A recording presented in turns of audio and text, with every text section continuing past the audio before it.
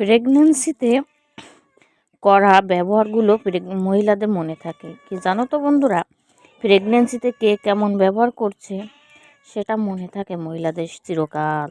কারণ অন্যান্য দিনগুলোতে বা অন্যান্য বছরগুলোতে কেউ কোনো খারাপ ব্যবহার করলে সেটা হতে পারে বাবার বাড়ির লোকজন, সেটা হতে পারে শ্বশুর বাড়ির লোকজন।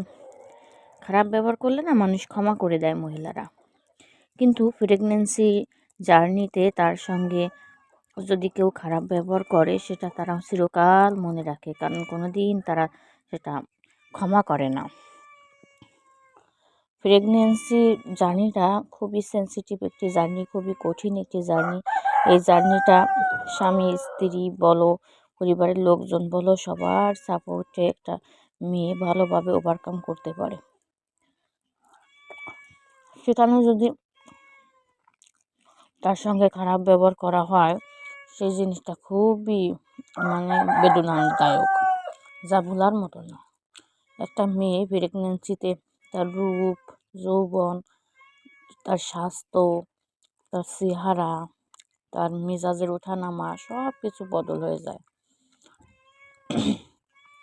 সেই সময় কে কেমন ব্যবহার করলো সেটা সে চিরকাল মনে রাখে। বিশেষ করে তার সবথেকে আপনজন তার হাজবেন্ড কেমন সাপোর্টিভ ছিল, কেমন ব্যবহার করেছে, সব কিছু সে মনে রাখে, কখনো সে ভুলে না।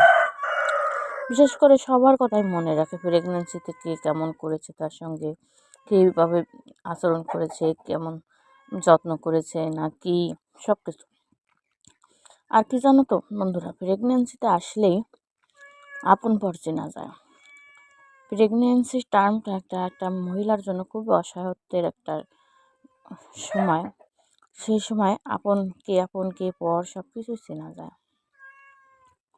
কারণ ওই সময়টাই মানুষ তার নিজের আসল চেহারা দেখায়।